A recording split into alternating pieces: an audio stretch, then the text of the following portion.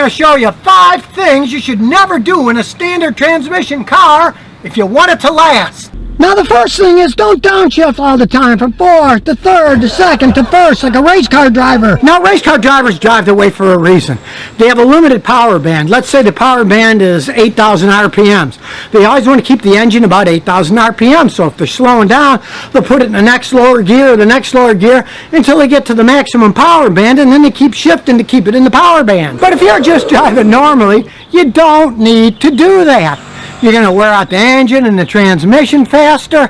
And let's face it, brakes are a lot cheaper than clutches. Of course, in an emergency situation, sure, downshift to a lower gear, slam the brakes on. That'll stop the car the fastest. But for normal driving, downshifting isn't a smart thing to do if you want things to last. Now, the next thing not to do is don't drive down the road riding the clutch with your foot on the clutch the whole time you're driving. Have your foot on the clutch, pick it up. And then when you're done, put it to the side. Do not drive with your foot on the clutch or you will wear it out. I had a customer years ago with a standard transmission BMW. He kept wearing the clutches out, and I thought, I wonder why he's wearing the clutches out. So I said, let's go for a ride.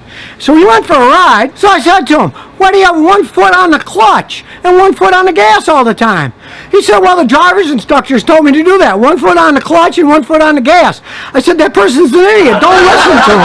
Do not ride the clutch. Now, the next thing not to do is, if you're parking on a hill, don't just shut the car off and then put it in gear and walk away. I see more cars roll down hills because they either came out of gear or the engine wasn't strong enough to hold it and it just started slowly rolling backwards. What you want to do is have one foot on the clutch pushed down, one on the brake, then put it in gear and pull the emergency brake on. Then when you shut the car off, guess what? It's not going to roll anywhere. Now, modern clutches need very little maintenance, but you don't want to forget the tiny bit of maintenance that a modern clutch system needs. Now, when I was a kid, most clutches were manually adjustable, like my motorcycle here. You want to have, half quarter inch of play before it starts to grab. That was just adjusted by turning the star adjuster. As they wear, they actually got tighter, and you have to loosen them up a little. It was a very simple thing, and if you have a car like that, do adjust it every once in a while when it gets too tight. Now, most modern vehicles use hydraulic clutches that have brake fluid in them.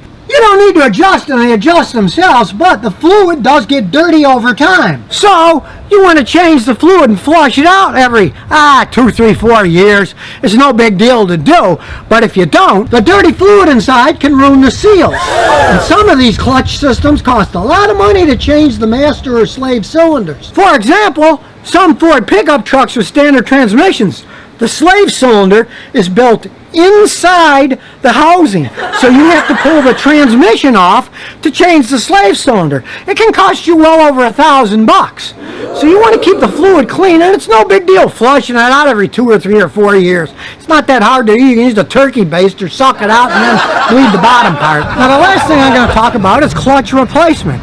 Realize eventually clutches wear out, and you have to replace them.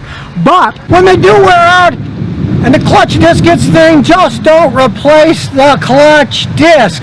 Get a whole kit with all the parts. When the clutch disc gets thin, it'll start to slip. Then you need to change it. But don't just buy the disc. Get a clutch set that's got all the clutch parts in it. The disc, the plate, throwout bearings. And this one, hey, it's even got a nice alignment tool so you can align it and fit it in right. It's full hobby to pull a transmission off a car and guess that the other parts will last for a lot longer.